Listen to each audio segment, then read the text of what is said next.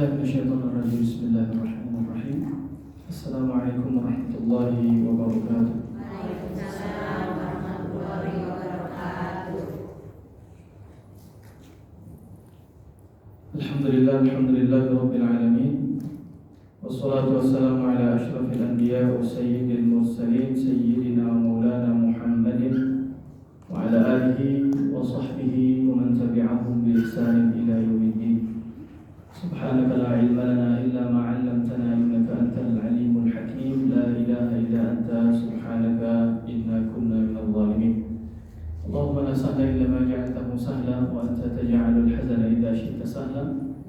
Allahumma 'allimna ma yanfa'una wanfa'na bima 'allamtana warzuqna 'uluman tanfa'una fi dinina wa dunyana wa akhiratina bi rahmatika ya arhamar rahimin.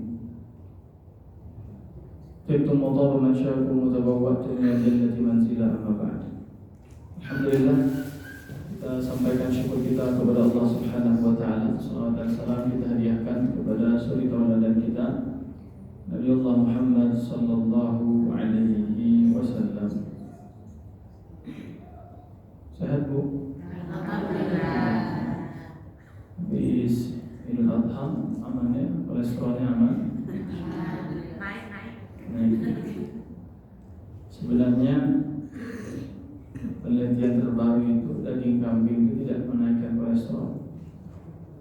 Syaratnya disuguhinya barang ubi rebus saja, yang dimakan ubinya. Kambingnya jangan. Insya Allah itu nggak naikin kolesterol. Baik, saya mohon maaf terlambat karena tadi pulang kajian subuh jam 7. Kemudian sampai rumah ternyata istri lagi ikutan senam di komplek. Kemudian jam 9 dia pulang, saya gantian jagain anak 2. Terus siap-siap, mau siap-siap dia telepon. Rasa jam 10 ya. Ya kata Allah salah memahami. Afwan mohon maaf. Ibu sekalian yang dimuliakan Allah Subhanahu wa taala, dalam sebuah hadis riwayat Anas bin Malik radhiyallahu taala anhu Allah, haddatsana Anas bin Malik qala qala Rasulullah sallallahu alaihi wasallam, Rasulullah bersabda, inna musyayyi'il janazah qad wukila bihim malakun fahum muhtamuna muhzanun hatta idza aslamu fa fi dhalika al-qabr فرجعوا راجعين وأخذ كفا من تراب فرمى به وقال لهم ارجعوا إلى دياركم أنساكم الله موتاكم فينسون ميتهم فيأخذون من شرائهم وبيعهم كأنهم لم يكونوا منه ولم يكن منه أو كما قال رسول الله صلى الله عليه وسلم. Kata Rasul SAW, semua pengantar jenazah, semua pelayan jenazah itu akan mukil bihi malakun, ada malaikat khusus yang ditugaskan oleh Allah Subhanahu wa taala untuk membuat para pelayan ini muhtamuna, menghadirkan perhatian dan kepedulian. Muhzanuna, mereka dibuat bersedih. Artinya kematian seorang jenazah itu membuat banyak orang yang perhatian. Tetangga sebelah rumah sudah 20 tahun bertetangga, kadang-kadang nggak tahu siapa nama tetangganya, nggak tahu nama pasangannya, nggak tahu nama anak-anaknya, nggak tahu anaknya kerja di mana, sekolah di mana. Tetangga sakit pun jangan-jangan nggak tahu. Nggak ada perhatiannya. Tapi kalau tetangga tadi sudah meninggal dunia, kira-kira sibuk gak ya? Sibuk juga. Ngurusin tenda, ngurusin kursi. Ada yang sibuk cari baskom sama tapuakannya ya. Dan dia juga yang jagain lagi. Ya. Buat apa itu baskom Bang? Sibuknya ada amplopnya doang gitu ya. Ada nyari makamnya, ada nyariin kain kafannya, ada nyariin yang tukang mandiinnya dan seterusnya. Di masjid ini ada yang suka mandi jenazah nggak Bu? Ada? Belum ada ya? Nah, kalau orang sini meninggal saya mandiin, karena bisa mandi sendiri. Betul ya? Siapa? Amil. Manggil. Ya memang bagus juga kalau memang misalnya ada daurah janazah secara khusus di daerah komplek Depen di HBTP Harjamukti itu. Tahun lalu kita ngadain daurah janazah, saya cuma pembukaan saja, itu beserta ibu-ibu semua 83 orang, banyak. Satu komplek itu, satu RW. Tapi giliran ada yang meninggal, handphonenya mati semua. Istilahnya menolak, nggak mau ya. Semangat belajar tapi prakteknya nggak mau. Lebih siap menjadi yang dimandikan kayaknya dibandingkan yang dimandikan. Ya, ujung-ujungnya ambil lagi. Nah, ada yang sibuk nyarikan yang mandikan. Dan saya selalu mendoakan tukang mandi jenazah, saya doakan umurnya paling panjang. Ya. Sebab kalau beliau meninggal yang mandi itu siapa? Betul ya? Cuman pertanyaan berikutnya, kalau yang beliau meninggal siapa yang mandi dia, kan begitu. Artinya harus bisa ya. Semua kita sebenarnya harus tahu caranya dan seterusnya. Nah, begitu juga misalnya ada anak yang gak pernah peduli sama orang tuanya, ke rumah orang tuanya aja nggak pernah, nelpon nggak pernah, balas WA sekedarnya, video call juga bisa nggak pernah, uangnya nyampe pun nggak pernah. Tapi giliran orang tua meninggal tiba-tiba sibuk juga. Ya, tanda petik sok perhatian. Nah, gitu kira-kira. Muhtamuna, orang-orang yang nggak pernah ngasih perhatian dan kepedulian dengan jenazah yang kemudian meninggal dunia, itulah orang pada sibuk ngasih perhatian dan kepedulian. Yang kedua, muhzanun. Malaikat ini akan membuat para pelayat itu bersedih. Mau sesakit apapun ya luka hati yang pernah digoreskan oleh si mayit kepada kita, kalau dia meninggal juga sedih juga. Ibu kecewa sama anak. Saya mau udah nggak tahu lagi Ustaz harus bagaimana. Itu anak saya, memang anak saya, tapi saya udah kadung kecewa, sedih ya. Dibayarin kagak balas-balas gitu ya, didoain masih gitu-gitu aja, diajarin kagak mau, dinasehatin juga ogah, terserah dah gitu. Memang keturunan bapaknya bukan saya, padahal kan ibunya juga ya. Tapi kemudian bayangkan kalau anaknya meninggal, ibu sedih nggak? Sedih juga pasti kan? Seorang istri disakiti sama suaminya, sesakit apapun, sedalam apapun luka digoreskan di dalam hatinya, suami meninggal sedih nggak Bu? Sedih juga ya. Ada salah seorang jamaah tuh sudah usia pernikahannya di atas 40 tahun, keduanya sama-sama usianya 60 tahun lebih, hampir 70, suaminya pensiunan ya. 4 orang anaknya udah pada nikah semua, mereka sudah punya cucu dari keempat anaknya semua itu. Udah cukup sepuh, hampir 70 tahun masing-masing. Kemudian tiba-tiba datanglah seorang anak usia 8 tahun ke rumah suaminya itu, kemudian mengaku sebagai anak dari suaminya. Kaget dia, anak saya cuma 4-4-nya udah pada nikah, saya udah pada punya cucu, ini bocah umur 8 tahun anak siapa? Ngakunya anak suaminya. Ternyata suaminya nikah lagi 9 tahun, gak ketahuan. Ya, gak ketahuan. Punya anak umur 8 tahun, sakit hati luar biasa. 2 tahun lebih, shock ya. Kayak hampir depresi. Curhat, Ustaz, apa saya pisah aja sama suami, apa saya ini itu dan seterusnya. Tapi pas lagi COVID yang lalu, qadar Allah kena COVID. Dan kata Allah meninggal dunia. Ya. Sang istri sedih nggak kira-kira? Sedih juga. Ya. Yang awalnya benci, pengen pisah dan seterusnya, sedih juga. Yang ngurusin jenazahnya siapa? Istrinya juga. COVID selesai, yang mindahin jenazahnya siapa? Istrinya juga. Yang nyambut kolega suaminya, yang kemudian bertakziah dan seterusnya, suaminya juga. apa istrinya juga. Artinya apa? Ya, kesedihan dan kepedulian itu dua hal yang memang dihadirkan oleh malaikat yang Allah tugaskan secara khusus tadi kepada orang-orang yang ditinggalkan. Tapi semua itu hanya berlangsung hatta idza aslamu fi dzalikal qabr. Hanya berlangsung sampai jenazah itu dimasukkan ke liang kubur. Faraja'u raji'ina, kemudian para pelayat ini pulang. Wa akhadha kaffan min turab, dan malaikat tadi mengambil segenggam tanah atau debu, farama bihi, ditaburkan, dilemparkan kepada para pelayat. Wa qala lahum, dan dia berkata kepada mereka semua, irji'u ila diyarikum, silahkan kalian pulang ke rumah kalian masing-masing.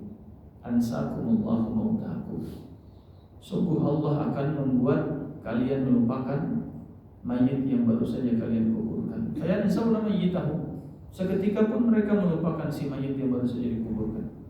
Wa yakhudhu min syira'ihim wa bai'ihim, mereka kembali dengan aktivitas jual belinya, dagangnya, niaganya. Ya, yang dagang kembali dagang, yang punya toko kembali buka toko, yang ngajar kembali ngajar, yang kerja kembali kerja, kan gitu ya Bu ya. Yang jualan kembali jualan, ya, yang dinas kembali dinas, yang sekolah kembali sekolah, biasa. Karena lam yakunu minhum lam yakun minhum, seolah-olah tidak ada hubungan sama sekali, terputus begitu saja antara si mayit dengan yang mengantarkan, atau antara yang mengantarkan dengan si mayit. Nah, ibu-ibu sekalian yang dimuliakan Allah, kita hari ini berada di Sabtu terakhir di tahun 1446 Hijriah. Betul? Kan depan kita sudah bulan baru dan tahun baru.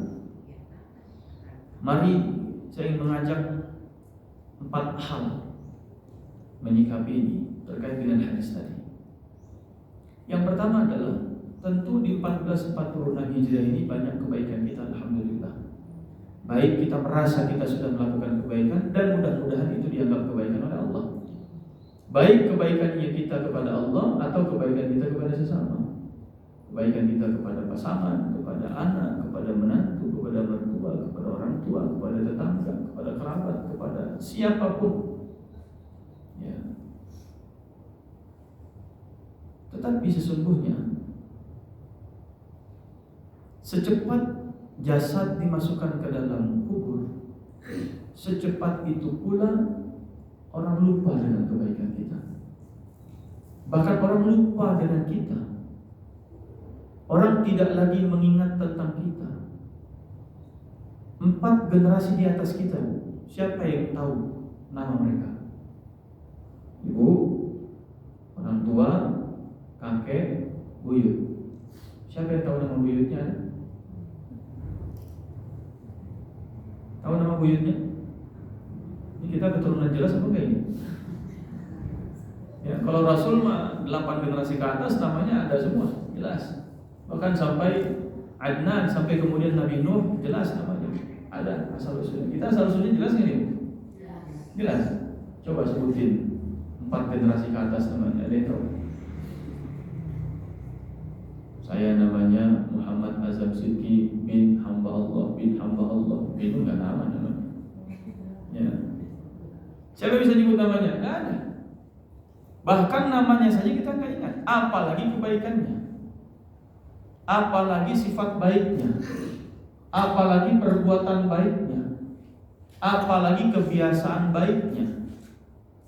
Bayangkan, 4 generasi setelah kita pun nggak ada yang ingat kita, nggak ada yang ingat kebaikan kita, nggak ada yang tahu sifat baik kita, nggak ada yang tahu kebiasaan baik kita. 127.000 sahabat Nabi, setidaknya yang disampaikan oleh Imam Az-Zahabi, jumlah yang sangat besar. Dan mereka Nabi sebut sebagai khairul qurun qarni, sebaik-baik orang adalah orang yang hidup di zamanku. Siapa yang hidup di zaman Nabi? Sahabat. Mereka orang-orang terbaik dengan segala sifat dan kebiasaan yang terbaik.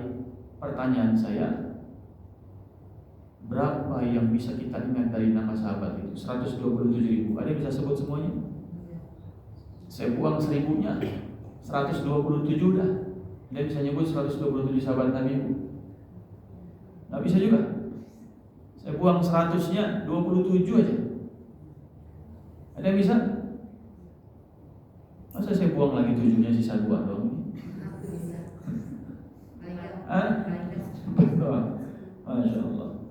Siapa yang pernah mendengar nama Zaid bin Khattab, kecuali sebagian kita paling cuma mendengar nama Umar bin Khattab. Padahal keduanya sahabat Nabi yang luar biasa kepahlawanannya. Siapa yang tahu nama Usaid bin Khudair, yang malaikat saja di tengah malam itu sampai turun ke langit dunia saking pengen ngedengar suara indah lantunan bacaan Al-Qur'annya Usaid bin Khudair, yang membuat kuda tunggangannya sampai meringkik, ya. Meringkik.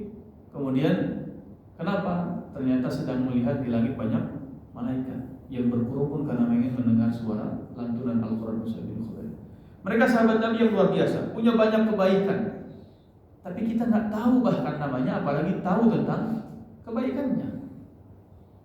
124.000 nabi, 313 rasul. Mereka manusia-manusia pilihan Allah, manusia-manusia terbaik di zamannya, ya. Dan baginda Rasulullah SAW manusia terbaik sampai akhir zaman. Dari semua nama, dari semua jumlah nabi yang 124.000, siapa yang dari kita bisa nyebut semuanya? Ada yang tahu? Kisah-kisah baiknya, kebiasaan baiknya, sifat-sifat baiknya, mungkin hanya sebagian. Kejujurannya, qanaahnya, kemudian kesyukurannya, kesabarannya, kemudian istiqamahnya, pengorbanannya, ya, perjuangannya dan seterusnya. Itu semua adalah perbuatan-perbuatan baik mereka. Dan bagaimana mungkin kita bisa mengingat bahkan namanya pun enggak. Kemudian juga banyak pahlawan kita di Indonesia ini yang tidak semua dimakamkan di Taman Makam Pahlawan. Artinya apa? Mereka tidak teringatkan. Bahkan yang di Taman Makam Pahlawan pun diingatnya cuma setahun sekali, upacara penghormatan 17-an. Kan gitu, Bu? Ya. Terus yang tidak dimakamkan di Taman Makam Pahlawan gimana nasibnya? Gak ada yang ingat mereka. Kemudian bagaimana dengan pahlawan-pahlawan yang tidak semuanya dijadikan nama jalan? Sebagian ada nama jalannya. Di Depok misalnya ada pahlawan dijadikan nama jalannya Toli Iskandar. Ada namanya pahlawan Margonda dijadikan nama jalan utama. Ya, ada Juanda dan seterusnya. Tetapi para nabi yang sangat banyak itu, para sahabat yang sangat banyak itu, pahlawan yang sangat banyak itu, kemudian bahkan leluhur kita pun tentu sangat banyak dan dengan segala kebaikannya. Bahkan orang tua kita sendiri. Siapa orang tua kita yang sudah meninggal dunia? Seberapa sering kita ingat mereka? Kalau standar ingatnya adalah berdoa Rabbighfirli wa liwalidayya, coba aja tanya, sehari berapa kali kita doa Rabbighfirli wa liwalidayya? 5 kali kalau sholat. Kalau lagi nggak sholat, tetap doa tidak? Bayangkan orang tua sendiri yang punya hubungan dengan kita juga sering melupakan. Dan bayangkan kalau kita sebagai orang tua nanti sudah meninggal dunia, anak kita juga nggak ingat kita lagi. Apa yang saya sampaikan ibu-ibu sekalian yang dimuliakan Allah, 100 atau 1446 Hijriah ini kita sedang berada di penghujungnya. Dan semua usia kita yang telah kita lalui dengan segala kebaikan yang pernah kita lakukan dan berulang kita lakukan, bahkan misalnya sungguh rugi kalau seandainya kita melakukannya hanya untuk diingat oleh manusia. Semua pahlawan kalau dia melakukan perjuangan dan pengorbanan dan serta kepahlawanan hanya untuk dijadikan nama jalan, ternyata nggak semua dijadikan nama jalan. Kalau dulu niatnya dijadikan nama jalan, sia-sia mereka berjuang.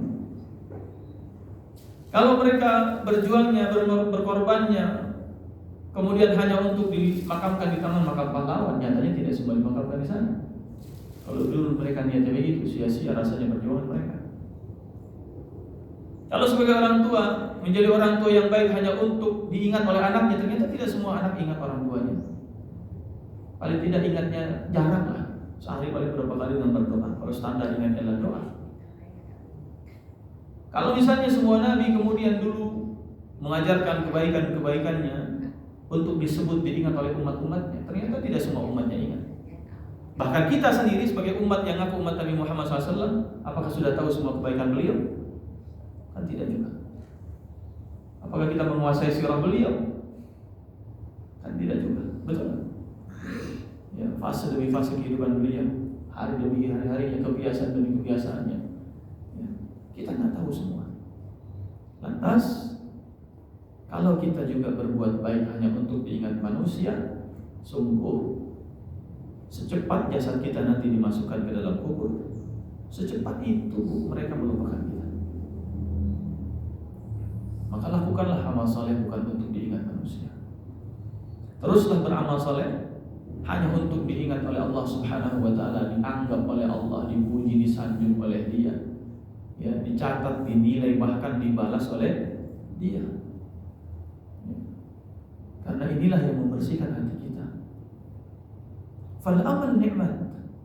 Kata Al-Hasan, al-amal wal ghaflah ni'matani 'azimatani 'ala ibni Adam. Harapan itu adalah sebuah nikmat. Tapi harapan yang seperti apa? Harapan ketika kita berbuat baik itu, kita punya harapan bahwa kebaikan kita dianggap sama Allah. Itulah nikmatnya. Tapi kalau kita berharap dalam perbuatan baik kita untuk diingat oleh manusia, itu tidak sebagai sebuah nikmat. Justru kegelisahan hati yang akan kita dapatkan. Perasaan saya sudah begini, tapi kenapa suami saya lupa ya? Perasaan saya sudah melakukan ini, tapi kenapa kemudian saudara saya lupa ya? Perasaan saya sudah maksimal kontribusinya, kenapa kemudian ketua DKM lupa ya? Nah, yang hadir justru kegelisahan. Makanya yang dibutuhkan jiwa kita itu hanya iflah atau kemudian tazkiyah. Dia butuh kebahagiaan, qad aflah. Siapa yang kemudian bisa bahagia adalah yang hatinya bisa dibahagiakan dengan cara qad aflaha man zakkaha. Dia dibersihkan. Hati itu butuh kebahagiaan. Semua kita pasti mengiyakan. Hati kita cuma butuh kebahagiaan, ketenangan, ketentraman. Tapi hati yang bahagia hanya didapatkan oleh orang-orang yang memenuhi kebutuhan hatinya, bukan kemauan hatinya. Sebab jiwa ini kalau diturutkan kemauannya tidak akan pernah sampai pada titik kepuasan. Justru Allah mengatakan dalam surat An-Nazi'at, wa amma man khafa maqama rabbih wa nahan nafsa 'anil hawa. Namanya hawa itu keinginan nafs jiwa kita harus dikendalikan, nggak boleh diperturutkan terus-menerus. Karena kebutuhan jiwa yang harus kita perturutkan, bukan keinginannya. Apa kebutuhan jiwa kita? Dia butuh bahagia pada aflah, dan kebahagiaan itu hanya bisa diwujudkan oleh orang-orang yang membersihkannya. Man zakkaha. Dan salah satu cara kita membersihkannya adalah jangan pernah mengharapkan kebaikan kita diingat oleh makhluk. Berbuat saja terus ya. Saya 2014-47 besok Ustaz, saya nggak mau melakukan kebaikan ini. Kenapa? Habis tahun ini aja saya melakukan hal yang sama, orang nggak nganggap saya, melupain kebaikan saya, dan seterusnya dan seterusnya. Hanya evaluasi. Nah kemudian jemaah sekalian yang dimuliakan Allah, pada saat yang sama kita merefleksikan hadis itu dengan hadis yang lain, yaitu ketika Rasulullah SAW justru mengingatkan uzkuru mahasina mautakum. Kalau ada orang mati di antara kalian, justru ingat-ingatlah kebaikannya. Kalau tadi sebagai orang yang kita semua akan meninggal dunia, ya kalau kita memang meyakini kita akan meninggal dunia, maka lakukan kebaikan tanpa berharap untuk diingat oleh siapapun. Tapi bagi kita yang ditinggal dunia oleh seseorang, ya ada orang meninggalkan kita, maka perintah Nabi justru sebaliknya, ingat-ingatlah kebaikan mereka. Jangan pernah mudah melakukan kebaikan, melupakan kebaikan seseorang yang meninggal dunia saja. Kita nggak boleh melupakannya, apalagi yang masih hidup. Justru cara kita membersihkan hati kita adalah ingatlah banyaknya kebaikan orang kepada kita. Lihatlah Qarun. Qarun itu lupa, yang membuat hatinya sakit ketika dia lupa bahwa semua yang dia dapatkan itu bukan karena ilmu yang dia punya, sebagaimana yang dia katakan. Qala innama utitu ala ilmin indi. Saya mendapatkan semua ini karena ilmu saya. Padahal pada ayatnya Allah mengatakan wa ahsin kama ahsanallahu ilaik. Kebaikan yang kau dapatkan itu adalah dari Allah. Dia lupa yang memberikan kebaikan itu siapa? Dan tidak mungkin Allah memberikan kebaikan secara langsung. Dia pasti menggunakan perantara, wasilah. Kalaulah kita disuruh ingat kebaikan Allah, berarti kita juga disuruh mengingat kebaikan yang Allah gunakan sebagai wasilahnya. Ya. Seorang profesor sekalipun, ada kebaikan guru SD-nya dulu yang mengajarkan huruf alfabet, merangkai huruf membentuk suku kata, merangkai suku kata membentuk sebuah kata, menyambung kata membentuk sebuah frase, menyambung frase membentuk sebuah klausa, menyambung klausa membentuk sebuah kalimat, menyambung kalimat membentuk sebuah paragraf. Wahai Anda profesor, Anda nggak boleh lupa ada guru SD Anda dulu yang punya kontribusi kebaikan kepada Anda. Seorang juara olimpiade matematika pun pasti ada kontribusi kebaikan sang guru SD yang mengajarkan, walaupun hanya 1 tambah 1 sama dengan 2. Seorang juara Korea internasional pun pasti ada kebaikan guru TPA-nya dulu yang mengajarkan abataza jimhaha. Ya. Kenapa? Sebab kita tidak mungkin berada pada detik ini, pada titik ini, kecuali terlalu banyaknya kontribusi kebaikan yang terlibat dalam kehidupan kita. Ada orang sampai pada tingkatan tertentu di perusahaannya, dia manajer, dia direktur, dia ini dan seterusnya. Jangan lupa, jangan-jangan dulu ada kebaikan orang yang mengantarkan informasi, bang, coba daftar bang, mana tuh rezeki bang. Iseng-iseng juga nggak apa-apa, masukin aja berkas lamarannya. Kita kan nggak tahu takdir bang, ada informasi. Jangan-jangan ketika kita sedang wawancara oleh HRD ditanyakan, HRD menerimanya juga gara-gara kasihan doang. Emang kasihan ini saya terima aja. Ada kebaikan HRD yang terima. Jangan-jangan ada kebaikan doa orang tua yang tangannya tertengadah ke atas langit ketika anaknya sedang menjalani proses seleksi. Ibunya dengan segala ketulusannya, dia salat duha, tunaikan 2 rakaat, dia tangannya ditengadahkan ke atas, kemudian dia berdoa, ya Allah mudahkan anak saya. Jangan-jangan ada jaminan orang dalam. Udah Pak, itu mah tetangga saya Pak, saya tahu banget dia mah bagaimana, udah terima, bagus insya Allah beliau Pak. Di komplek aja yang dia disukai sama semua orang, kerjanya bagus dia, dedikasinya luar biasa, loyalitasnya juga masya Allah udah Pak, saya jamin sudah. Ya. Jadi apa yang kita dapatkan hari ini jelas-jelas adalah kontribusi banyaknya kebaikan dari banyak orang dan dari banyak pihak. Tetapi yang paling penting dan esensial adalah kita tidak bisa melepaskan itu kecuali atas sebuah keyakinan yang paling mendasar. Semua itu adalah dalam konteks kebaikan Allah. Kalau kita menyadari itu, maka Allah perintahkan dalam surat Al-Qasas ayat 77. Ayat itu tentang Qarun. Al-Qasas 77. Wa ahsin kama ahsanallahu ilaika wa la tabghil fasada fil ard. Ya. Maka teruslah berbuat baik sebagaimana Allah telah terus berbuat baik kepadamu. Jangan pernah punya niat berbuat kerusakan di atas muka bumi. Punya niat, keinginan aja nggak boleh berbuat kerusakan. Dan mari ya, kita songsong 1447 ke depan ini dengan satu niatan, saya cuma pengen melakukan kebaikan. Kenapa? Karena semua yang saya dapatkan adalah kebaikan dari Allah. Dan Allah minta teruslah menghasilkan ihsanmu, kebaikanmu, sebagaimana Allah juga terus memberikan kebaikannya kepadamu. Dan jangan pernah punya niat sedikit pun di tahun depan dan tahun-tahun berikutnya dalam sisa usia kita untuk berbuat kerusakan baik fisik ataupun non fisik kepada umat manusia di atas muka bumi ataupun lingkungan misalnya. Nah, jamaah sekalian yang dimuliakan Allah Subhanahu wa taala, terhadap yang meninggal dunia kita juga nggak boleh melupakan kebaikannya.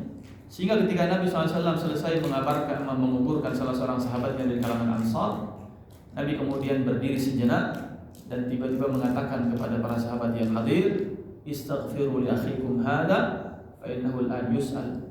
Teruslah mintakan ampunan kepada Allah untuk saudaramu ini yang baru saja kita kuburkan. Jangan lupain dia.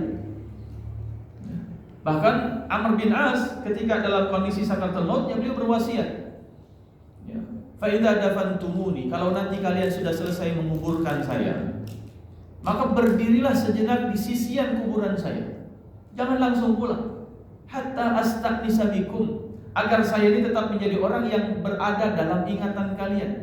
Agar saya senantiasa berada dalam kehidupan kalian, agar kalian tidak serta-merta langsung melupakan saya. Agar saya tidak langsung merasa kesepian di sini. Kalian tetap menghadirkan, ya, doa-doa kepada saya di sini. Tolong jangan biarkan saya kesepian di sini. Itu permintaan Amr bin As radhiyallahu taala anhu. Artinya, ya, perintah Nabi untuk, ya, ala fazuruha kuntu nahaytukum an ziyaratil qubur. Dulu memang saya melarang kalian untuk ziarah kubur, ala fazuruha, tapi mulai sekarang silahkan berziarah kubur. Perintah ini mengandung makna ibahah, mubah, ya. Dan jaga semua adab-adab ziarah kubur dan tuntunan-tuntunan ziarah kuburnya. Tapi bukan berarti nggak boleh ziarah kubur, boleh. Hukumnya mubah. Karena ada kaidah, perintah yang datang setelah larangan, maka perintah itu bukan menjadi wajib atau sunnah, tapi hukumnya menjadi ibahah. Ya, al-amru ba'da nahyi lil ibahah. Kata para ulama, perintah setelah larangan maknanya adalah boleh. Dulu dilarang, sekarang diperintahkan, berarti ziarah kubur artinya boleh. Tapi jaga tuntunan dan adab-adab syariatnya. Nah, supaya apa? Supaya kita tidak melupakan mereka.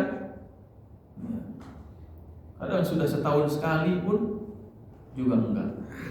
Ya, mendoakan sehari sekali pun bisa jadi tidak. Ya, bahkan mengingat kebaikan mereka saja pun tidak. Ketika kita diminta untuk mengingat kebaikan orang yang sudah meninggal dunia, untuk apa sebenarnya? Agar hati kita bersih. Ya.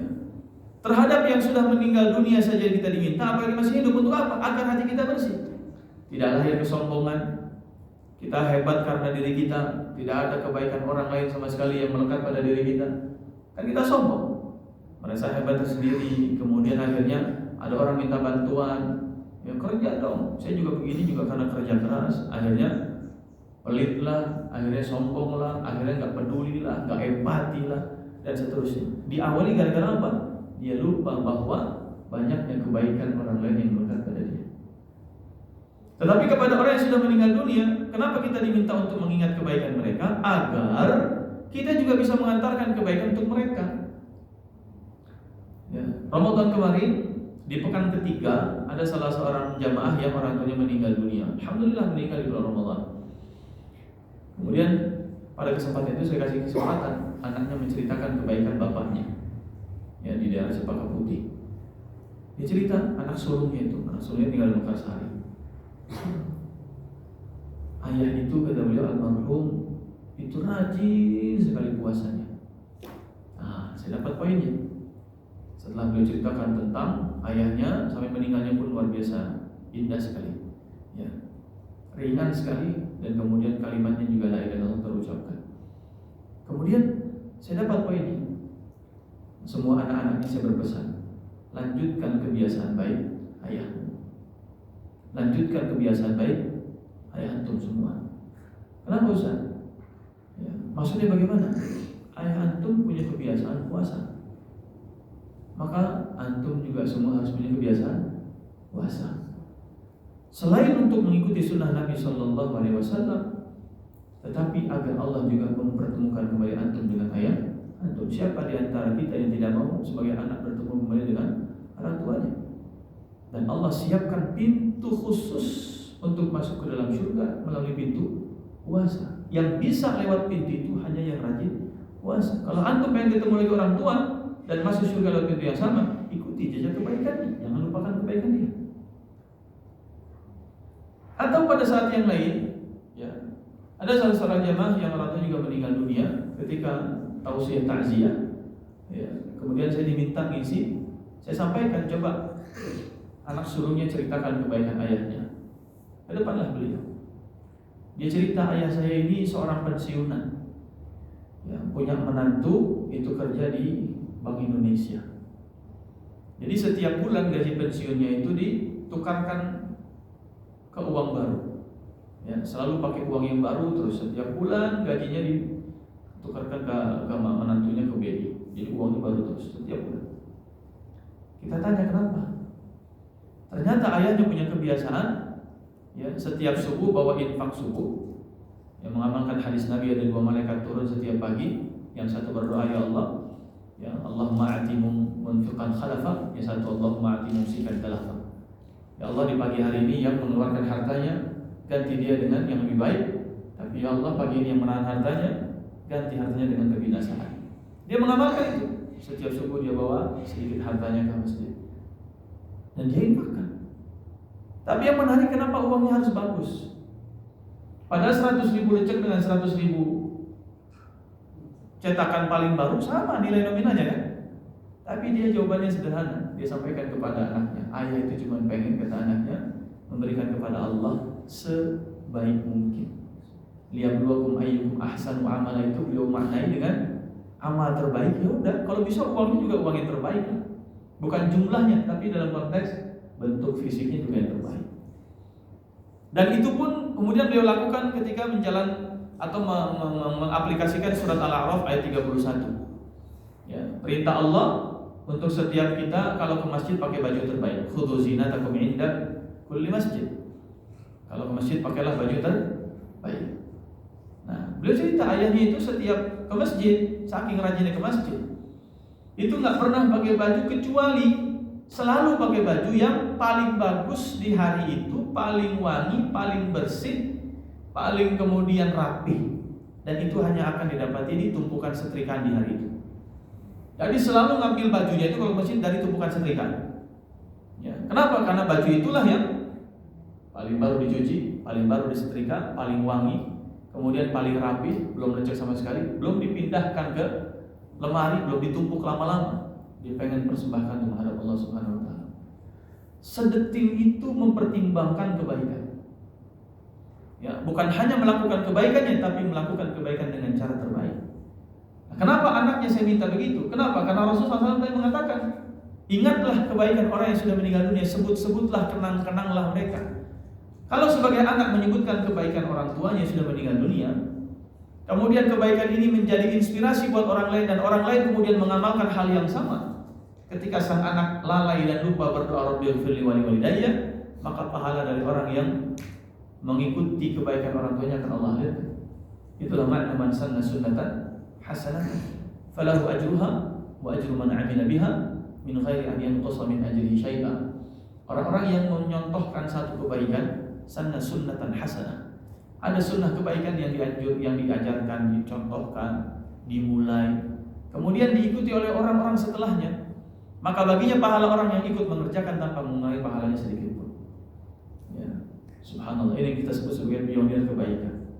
Ya, orang-orang yang paling terdepan dalam kebaikan. Bayangkan Bu, ya, sekitar tahun 2016, ya, pertama kali ada istilah nasjum. Dulu ini diprakarsai oleh salah satu majelis taklim yang saya juga isi di daerah Cinere. Ibu-ibu ini kelompok nanya, curhat, Ustaz, ya kalau ada informasi, kita ada program setiap Jumat ini menyediakan nasjum, namanya nasi Jumat. Kita keliling ke pesantren umum di daerah Jakarta Selatan, Lebak Bulus, Pasar Jumat dan seterusnya. Nah, lama-lama ya karena lewat media sosial, lewat Instagram, viral, akhirnya apa? Berubahlah jadi jumber di mana-mana. Jumat berkah. Bayangkan Bu, sekarang se-Jabodetabek berapa masjid yang ada Jumat berkah?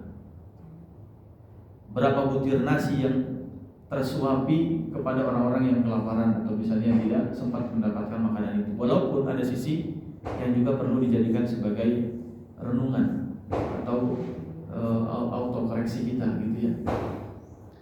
Apa itu? Ya. Menu Jumat berkah ini kadang-kadang bisa merubah niat jamaah. Ya. Atau program Jumat berkah ini juga punya pengaruh terhadap migrasi jamaah sholat Jumat. Ya. Karena di satu masjid, selepas saya khutbah Jumat, saya ke parkiran motor, kemudian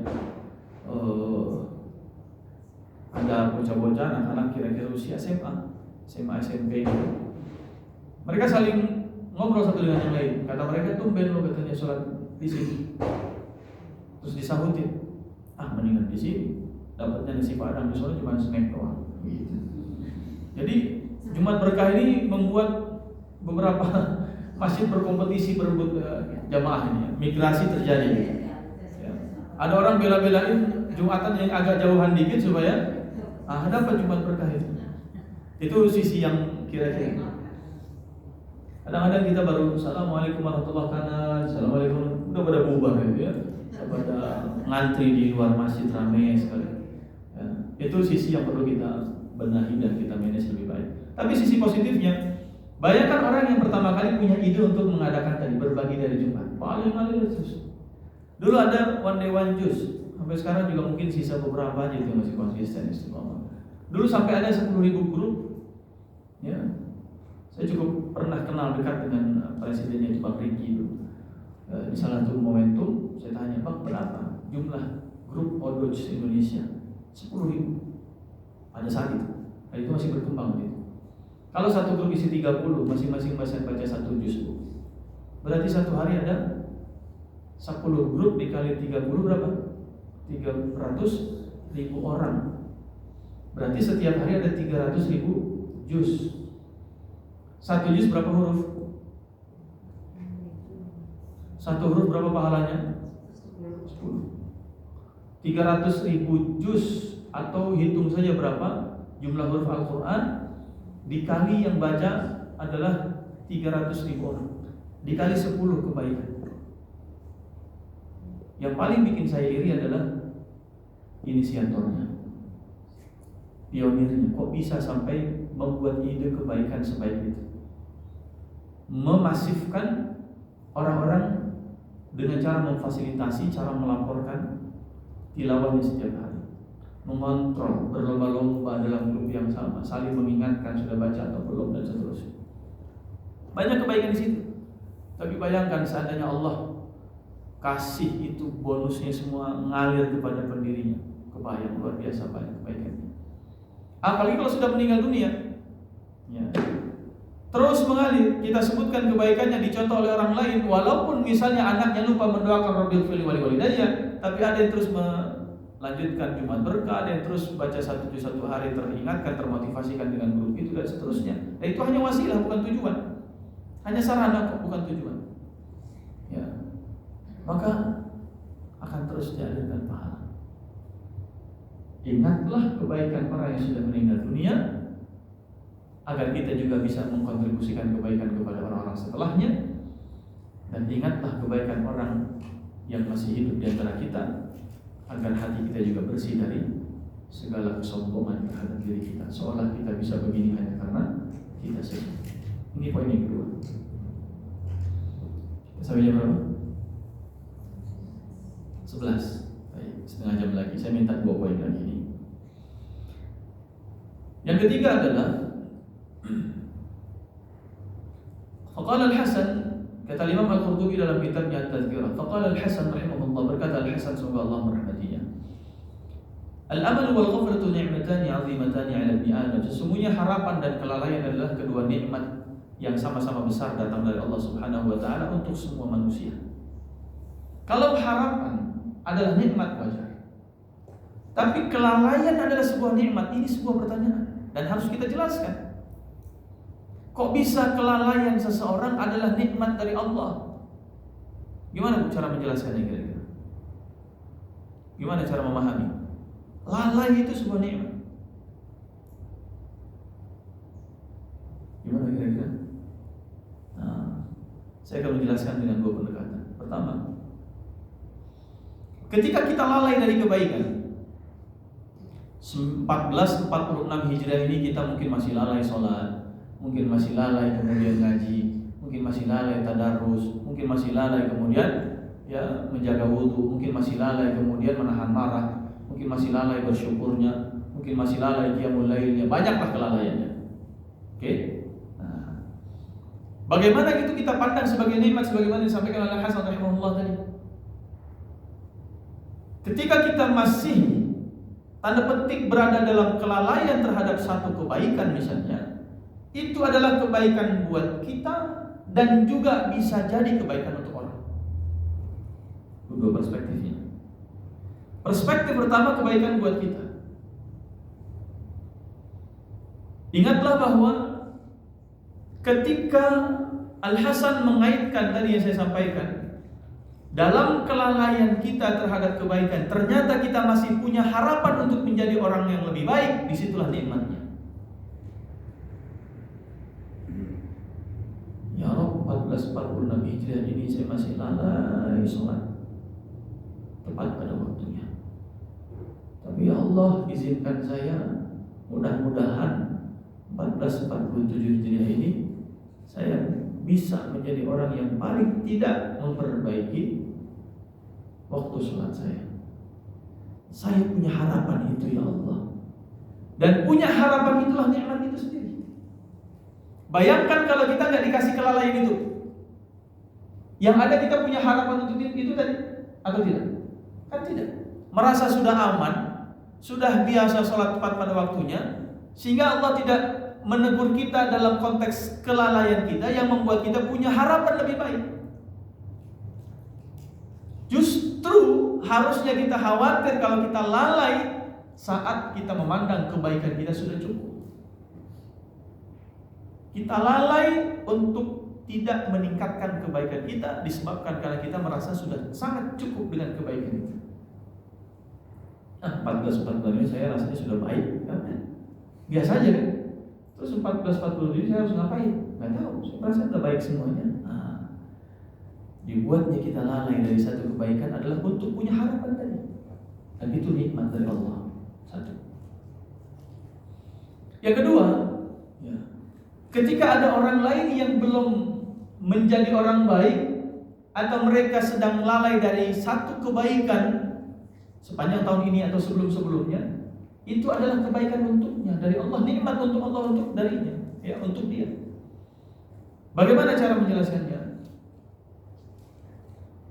Ketika Allah menghadirkan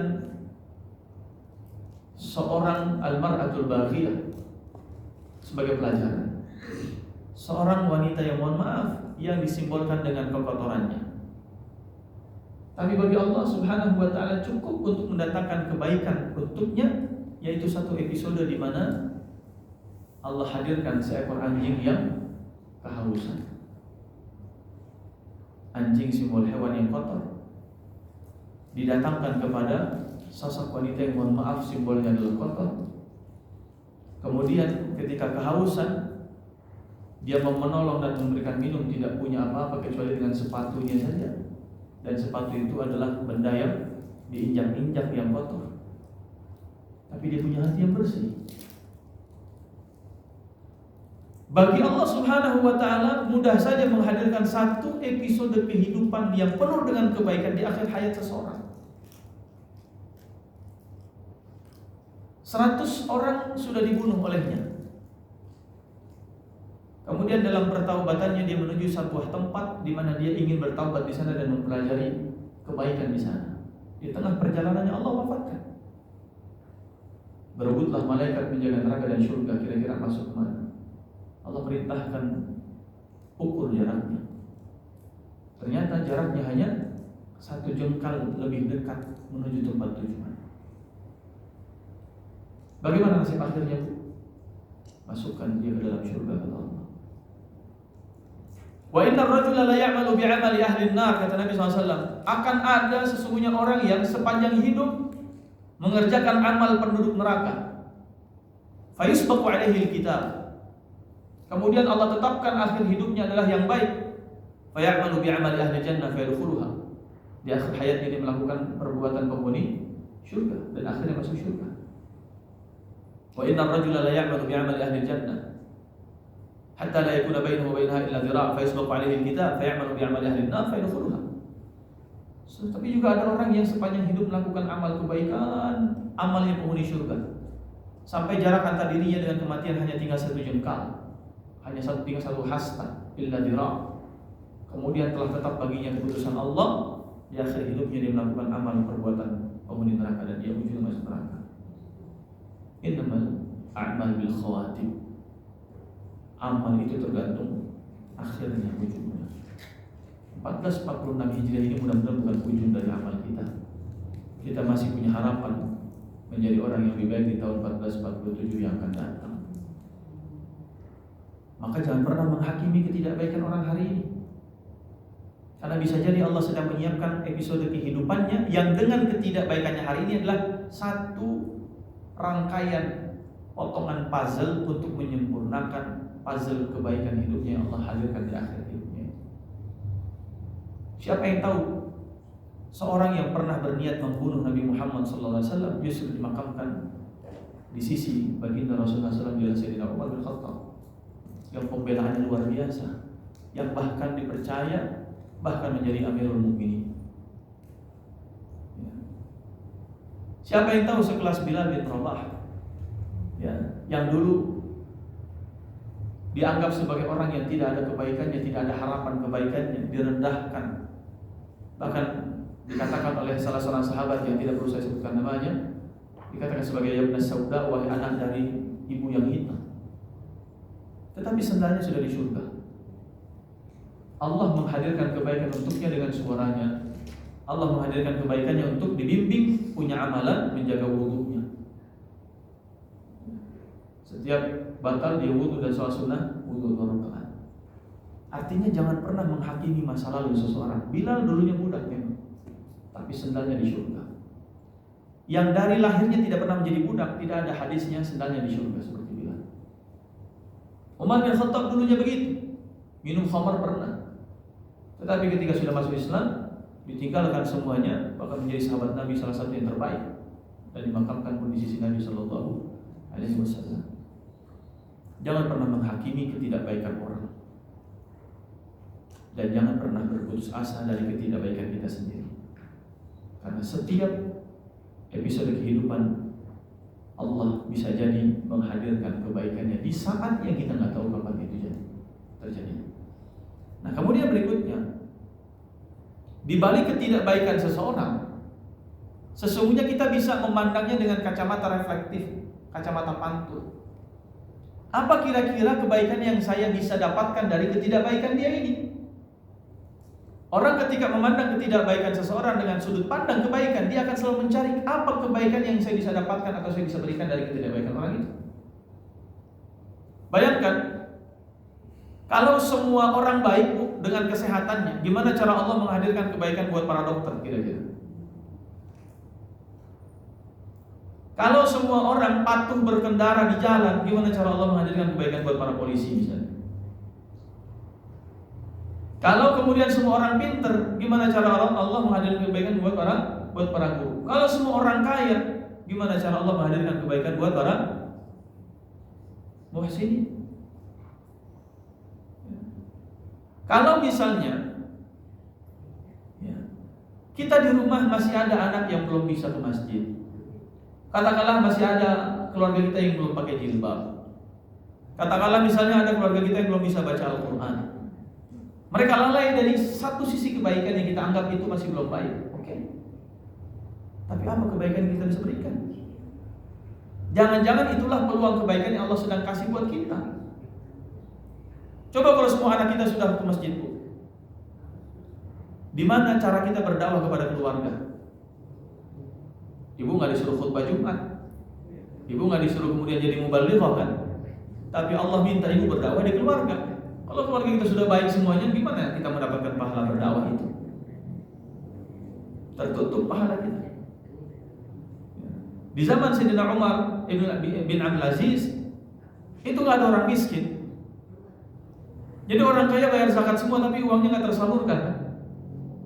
Cuman kurang lebih 2,5 tahun menjadi khalifah, dengan keadilan dan waraknya, dengan bimbingan Allah Subhanahu Wa Taala, semuanya makmur. Bahkan tidak ada satupun keledai yang terperosok di jalan. Saking jalannya pun mulus semua. Coba hari ini, tikus saja kepleset di jalan ini. Banyak bolong-bolong, banyak lubang. Jangankan mobil, jangankan motor dan seterusnya. Tapi di zaman khalifah yang adil, itu luar biasa. Keledai pun tidak ada yang terperosok. Ya. Tapi tidak ada orang miskin. Semua bayar zakat, duitnya dikemanain? Kan gitu. Infak sedekah siapa yang dapat? Fuqaranya nggak ada, masakinnya nggak ada, orang berhutang nggak ada. Ketika ada orang yang dalam konteks ekonomi begitu, nah berarti ada peluang kita. Ada orang yang belum bisa baca Al-Quran, ini peluang kebaikan buat kita. Maka 1447 yang akan datang, lihatlah sebuah kelalaian terhadap satu kebaikan adalah peluang kita untuk menghadirkan kebaikan. Jangan pernah mengutuk gelap, karena orang yang tahu bahwa itu gelap adalah kesempatan di mana dia bisa menghidupkan lampu. Kalau semua sudah terang, lampu nggak akan dipakai. Tapi lampu hanya akan dihidupkan oleh orang yang menyadari adanya kegelapan dan dia ingin menerangi kegelapan, bukan mengutuk gelapnya, bukan menyalahkan gelapnya. Ini poin yang ketiga.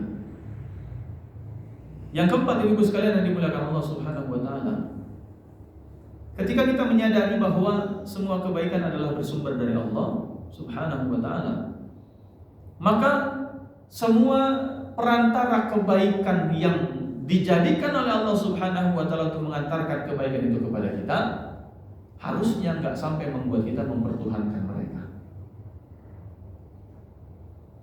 Kalau hari ini saya mendapatkan kebaikan dari A, saya mempertuhankan A. Besok Allah pilih B yang mengantarkan kebaikan kepada saya dan saya kembali mempertuhankan B. Ketika lusa Allah memilih C untuk mengantarkan kebaikan darinya kepada saya mempertuhankan C. Berarti 3 hari saya punya 3 Tuhan yang berbeda. Kalau saya mengibadahi dia, bersandar kepada dia, mintanya kepada dia, pasrahnya kepada dia, bergantungnya kepada dia, para perantara kebaikan itu, maka saya sudah mempertuhankan mereka. Padahal mereka sejatinya hanya sang perantara. Perantara kebaikan Allah untuk ibu bisa jadi suami, tapi jangan pernah mempertuhankan suami. Perantara kebaikan Allah untuk ibu bisa jadi dari menantu. Ustaz, saya punya menantu baik banget ini. Ya, dia pulang, saya diberi cilok pulang sama dia. Ini ciloknya sambil diajak jalan-jalan ke Saudi, beli cilok di Saudi gitu kan, sambil umroh misalnya. Masya Allah. Ya pulang, saya diajak umroh sambil beli cilok di Saudi. Ya. Wah, mantu saya baik banget lah. Nah, suami ngomong apa, mantu ngomong apa, patuhnya sama mantu, percaya sama mantu, mempertuhankan mantu, taatnya malah sama mantu bukan sama suami misalnya. Kemudian sebagai atasan dan bawahan, ini kadang-kadang mempertuhankan atasan kan begitu. Ya. Padahal atasan itu tanpa bawahan itu nggak ada apa-apanya. Apalagi di Cipulir atasan tanpa bawahan 10 ribuan. Ini kadang-kadang jadi atasan, masya Allah, sombongnya bukan main. Disebut atasan karena punya bawahan. Tanpa bawahan nggak jadi atasan. Begitu, betul ya? Akhirnya memperbudak bawahannya, diminta untuk mempertuhankan dirinya, semua segala patuh taat dengan dirinya. Saya pernah qadarullah khutbah Jumat di salah satu instansi pemerintah, kalau saya sebutkan ada direkam ya. Waktu itu Jumat jam 11:30 lewat 10 kurang lebih, jam 11.40-an. Saya sudah datang dari jam 11:15, 11:20 kurang lebih. Nunggu aja. 11:30 lewat, masih sepi masjid. Ya, di masjid kantornya. Kemudian jam 11.40 masih sepi juga. Cuma 3 orang. Saya, terus marbot, sama salah seorang warga yang lagi ngurus urusan administrasinya di kantor itu. Kemudian saya didatengin, disamperin sama marbotnya, Ustaz, ini mohon maaf, kita Jumatan kita tunda dulu. Saya tanya, jadi Sabtu ini juga kita tunda? Bukan gitu Ustaz. Jumatan itu Jumatan. Soalnya ada sholat Jumat hari Sabtu. Ini ada salah satu pembina DKM salah satu masjid di daerah Cimanggis itu curhat. Dia punya teman sejak di kuliahnya di UI sampai hari ini Jumatan hari Sabtu terus. Berarti punya komunitas sendiri. karena nggak mungkin Jumatan sendirian. Ya, padahal umurnya sudah 66 tahun. Ya, berarti sejak kuliah, kalau kuliah 20 tahunan, sekarang 66, 40 tahun lebih sholat Jumatnya hari Sabtu. Bayangin, saya tanya Pak Haji, ini alirannya apa? Tahu Ustaz, disebutlah nama seseorang itu, tapi ya nggak perlu juga kita sebutkan. Tapi dia punya komunitas Jumatan hari Sabtu. Aneh kan? Aneh memang. Kenapa? Karena patokannya katanya waktu Saudi.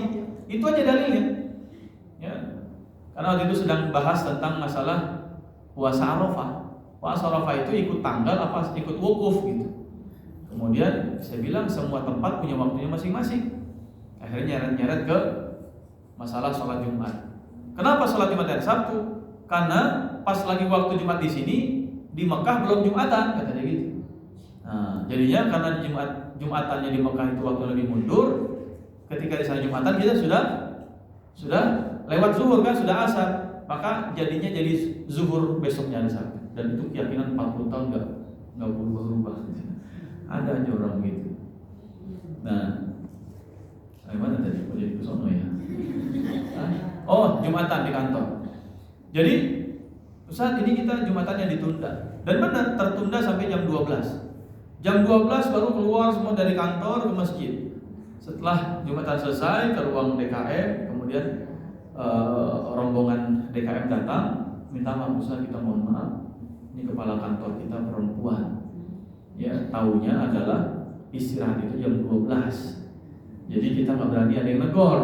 Ya, berarti sami'na wa ata'na dengan pimpinan. Padahal kenapa salahnya bilang, Bu mohon maaf rapatnya bisa nggak kita tunda, kita udah Jumatan. Mempertuhankan atasan atau mempertuhankan Allah. Ya, inna sholata kanat 'alal mu'minina kitaban mawquta. Salat itu ada waktunya ditentukan untuk orang-orang beriman.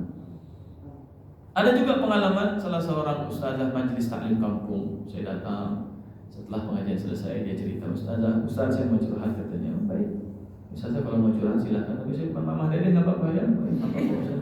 Gitu ya. Kemudian mau cerita apa?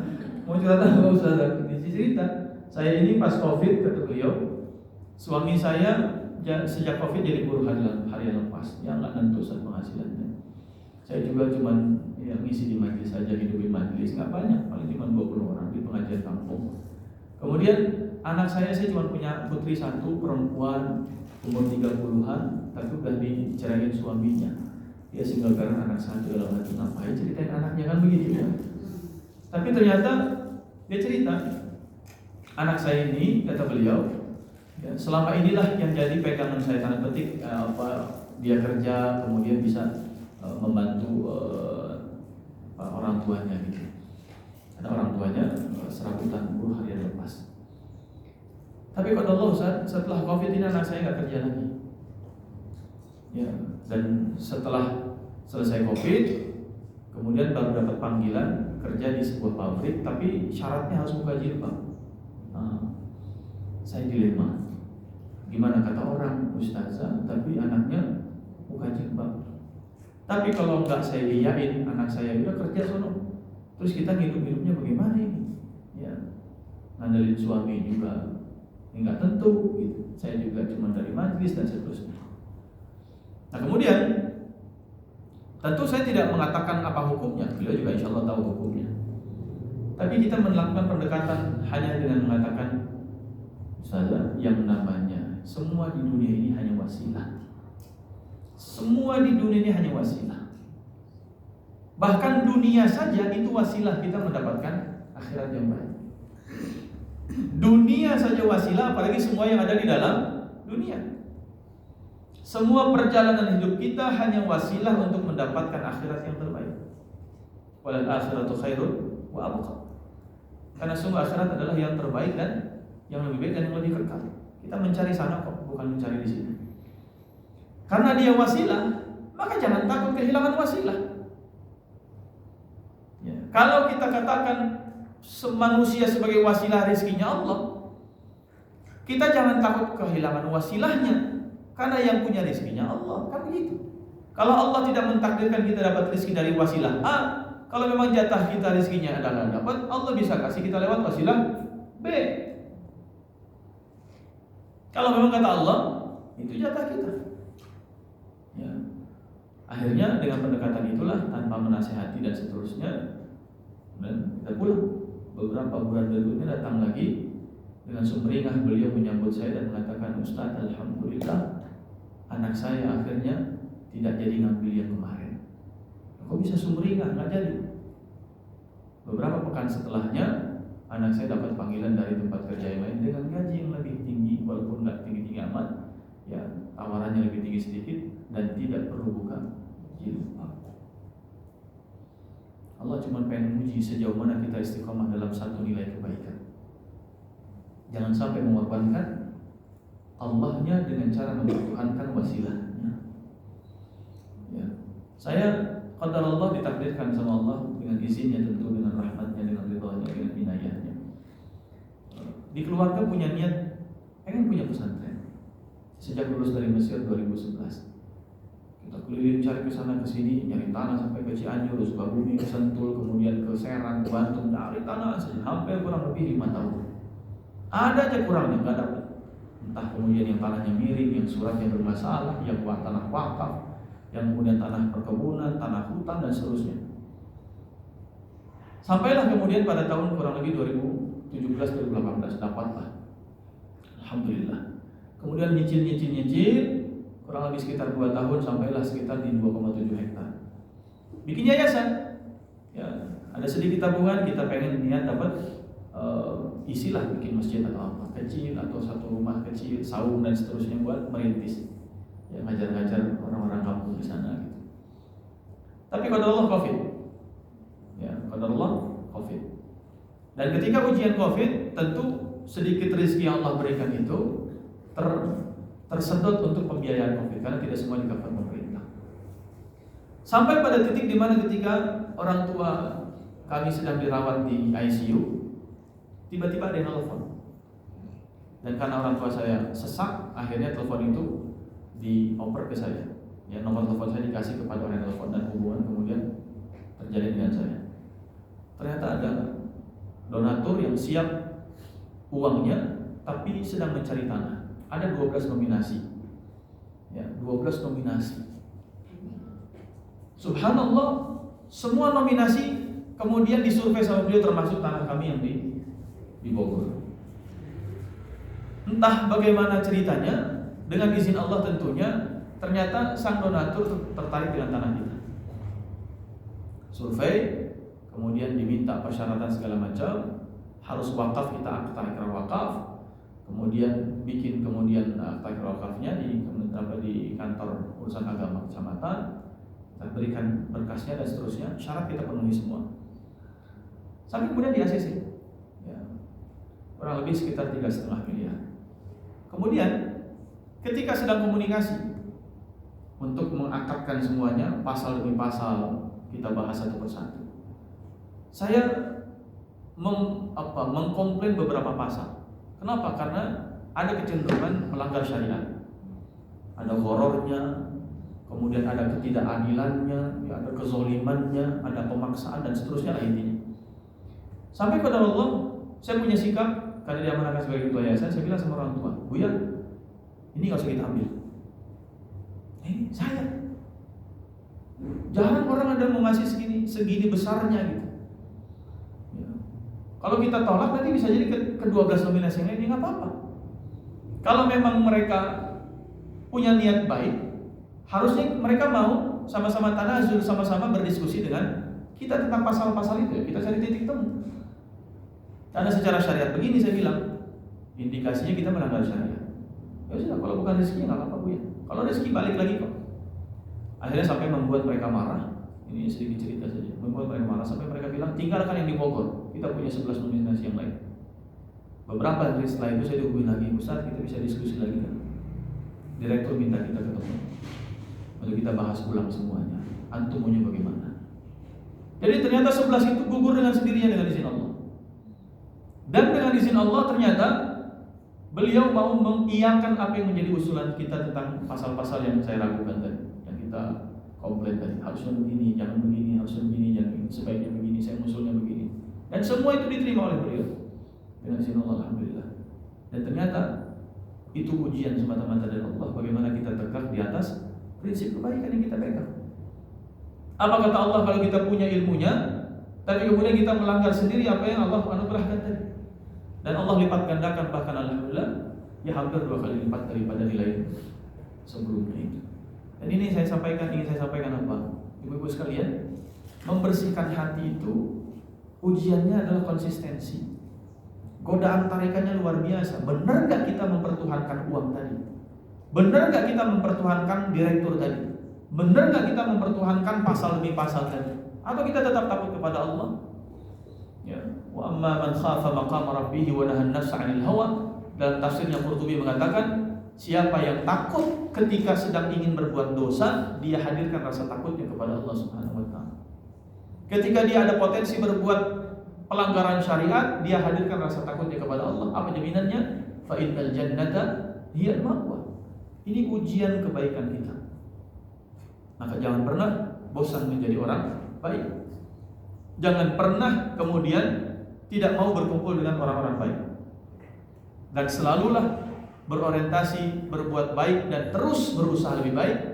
Tapi ingat 2 hal, jangan pernah merasa sudah baik, apalagi merasa paling baik. Dan mudah-mudahan ada manfaatnya. Dari saya cukupkan, kurang lebihnya mohon dimaafkan. Kalau ada yang mau bertanya dipersilakan. Aku boleh ada wastaghfirullah li wa lakum. Wassalamualaikum warahmatullahi wabarakatuh.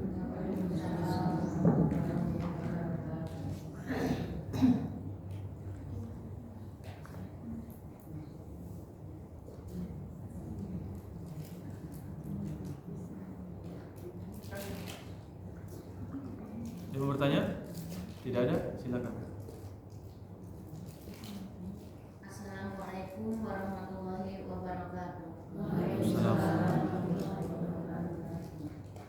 Saya mau bertanya Pak Ustadz, ketika seseorang melakukan kebaikan kepada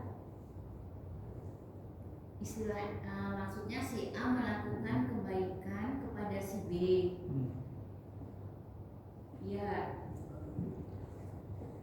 terus kebaikan itu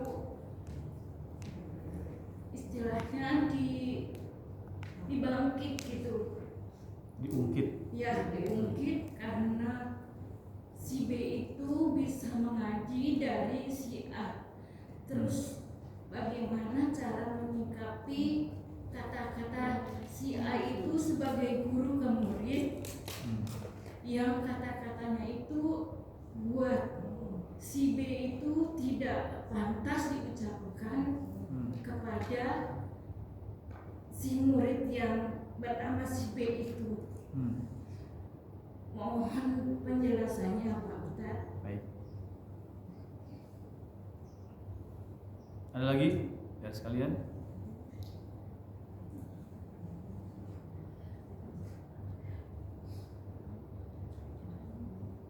Nggak ada. Baik. Ya. Dalam Al-Quran Allah mengatakan, wa idza khatabahumul jahiluna qalu salama. Ibadur Rahman itu, hamba-hamba Allah itu adalah alladzina yamshuna 'alal ardi hauna, berjalan di atas muka bumi dengan ringan. Ya, enggak usah dibawa berat. Hidup di dunia ini dianggap ringan semua. Ya, kenapa kita sering menghadapi hidup itu berat? Karena ada beban di punggung kita yang kita tidak lepaskan. Itulah yang membuat dada menjadi sempit. Maka hubungan antara dada dengan punggung tadi Allah sampaikan dalam surat Al-Insyirah. Alam nashrah laka sadrak wa wada'na 'anka wizraka alladhi anqadha dhahrak. Apa artinya dhahrak? Punggungmu. Apa artinya sadrak? Alam nashrah laka sadrak, dadamu. Dada yang lapang itu membuat kita kan nafasnya enak. Gimana caranya? Harus kita berdiri dengan tegak. Coba di punggung kita banyak beban, ujungnya kita bungkuk kan? Coba jalan sambil bungkuk, sesek tak kira-kira? Sesek. Maka lepaskan semua beban di punggung, jalan dengan tegak. Ringan kita jalan, nafas lega, dada lapang. Dan ibadur Rahman alladzina yamshuna 'alal ardi hauna itu, selain dia jalan di atas muka bumi dengan ringan, Allah kaitkan wa idza khatabahumul jahiluna qalu salama. Kalau ada orang ngajak bicara, ya, yang orang-orang itu kata Al-Quran adalah al-jahilun, adalah jahil. Ya, jahil ini kita maknai bukan adalah bodoh, tapi jauh dari hidayah, jauh dari petunjuk. Mungkin lupa, mungkin khilaf, dia ngomong begitu. Kalau salama, tetap ucapkan yang salam saja, ucapkan yang baik saja. Ya. Kamu ini kan saya dengan dia, oh ya, masya Allah, mohon maaf. Ya, terima kasih banyak ya Allah. Kiai, terima kasih banyak Ustaz, terima kasih banyak Ustaz atas ilmunya. Mudah-mudahan apa yang saya sampaikan semua ini wasilah juga nanti untuk antum. Kan ringan saja Bu, nggak usah ada gengsi kan. Ucapin terima kasih. Malam yashkurin nas, lam yashkurillah, kata Nabi. Siapa yang tidak pandai berterima kasih kepada manusia, sungguh dia sedang tidak berterima kasih kepada Allah. Ya, apa salahnya mengucapkan terima kasih? Kita ingat dengan kebaikan dia. Kan tadi rumusnya jangan lupakan kebaikan orang yang sudah meninggal dunia, apalagi yang masih hidup. Bisa jadi guru kita minta perhatian kita. Betapa banyak juga mungkin murid yang lupa sama gurunya, lewat asal selonong boy. Dia bisa jadi orang zaman sekarang sebegitu hebatnya, karena kan jasa gurunya juga luar biasa. Hatta guru SD yang mungkin hanya ngasih ilmu 1 tambah 1 adalah 2. Saya di angkatan SMP saya dan angkatan SD saya, kalau sudah hari guru tuh kita punya kebiasaan, alhamdulillah, itu ngumpulin infak untuk dibelikan hadiah buat guru SD kita dulu. Ya, perwakilan yang bisa datang, mereka yang nganterin hadiah itu kepada guru SD kami. Guru SD kira-kira apalah gitu ya tanda petiknya. Ya nggak banyak juga tanda petik yang diajarkan, tapi itu yang menjadi dasar. Dasarnya adalah apa? Berterima kasih kepada kebaikan orang. Ya, dan memaklumi tanda petik tadi ketidakbaikan orang. Oh, dia sedang marah-marah, dia sedang mengungkit kebaikannya. Udah, qalu salama, ucapkan yang salam saja, ucapkan yang baik-baik saja, yang menenteramkan, yang mendamaikan. Jangan terpancing. Kalau terpancing kita rusak juga hatinya. Kan kita pengen hatinya apa? Ya, nggak usah terpancing omongan orang, biasa aja, ringan-ringan saja. Ya, kupingnya ada 2 kan? Masukin kuping kanan, ya, keluarin kuping. Kalau saya nggak gitu, nggak usah dimasukin ke kuping, udah selesai. Ya, kuping punya 2 ini adalah untuk menampung banyak ucapan-ucapan baik. Kita terima yang baik dari kanan, kita terima yang baik dari kiri. Kita dengarkan yang baik dari kanan, kita dengarkan yang baik dari kiri. Yang tidak baik nggak usah didengerin. Ngapain? Betul nggak? Kan kita hanya bisa, jangan sampai kita masukkan ke dalam diri kita sesuatu yang nggak baik. Dalam konteks makanan saja Allah minta kita makanlah yang baik. Kan memasukkan sesuatu ke tubuh kita yang baik supaya badan kita sehat. Nah, yang membuat hati kita itu terpengaruh apa? Hawas, al-hawasul khamsah, yaitu mata, ya, panca indera kita yang 5. Mata, telinga, lisan, kan gitu, hidung, kemudian kulit kita. Ini yang mempengaruhi kondisi jiwa kita. Apa yang kita lihat bisa mempengaruhi jiwa kita. Apa yang kita dengar mempengaruhi jiwa kita. Coba aja lihat yang gak baik-baik, pasti jiwa kita, hati kita terpengaruh jadi tidak baik. Coba aja dengerin yang gak baik-baik. Ya. Air saja, ini ada air putih, ini penelitian orang Jepang yang meneliti. Air putih dibacain Al-Fatihah, itu molekulnya langsung berubah menjadi tersusun rapi. Tapi kalau misalnya air putih dengerin apa namanya, lagu-lagu apa rock dan seterusnya itu yang metal dan seterusnya itu, dia rusak, molekulnya rusak. Ya. Adik kandung saya itu skripsi S1-nya di IPB itu tentang sapi, produktivitas susu sapi. Ketika diperdengarkan Al-Quran, itu si sapi susunya lebih banyak dan lebih segar.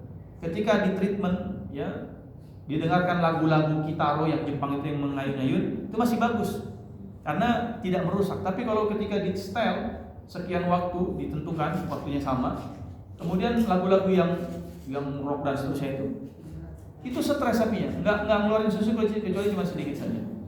Ya, itu hasil skripsinya, itu ada hitung-hitungannya dan seterusnya. Ya. Ada guru saya juga itu nanam kurma di Majalengka. Itu ketika ditaneminnya pohon kurma, ditanemin di samping masjid, tiap hari dikumandangin azan 5 kali, bahkan beliau sengaja membayar orang untuk membacain Quran di sekitar masjid itu, ya supaya hidup terus, tumbuh alhamdulillah. Kan makhluk Allah semua. Nah, berarti apa? Kalau ada yang tidak baik, nggak usah didengarin, Bu. Ya, dengarkan saja, masukin ke hati yang baik-baik. Lihatlah dengan mata yang baik, ucapkan dengan lisan yang baik. Karena semua itu mempengaruhi jiwa dan hati kita.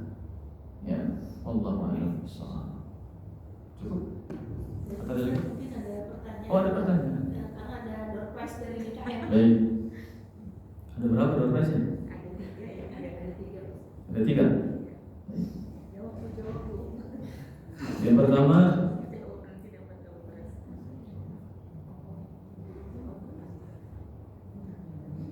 surat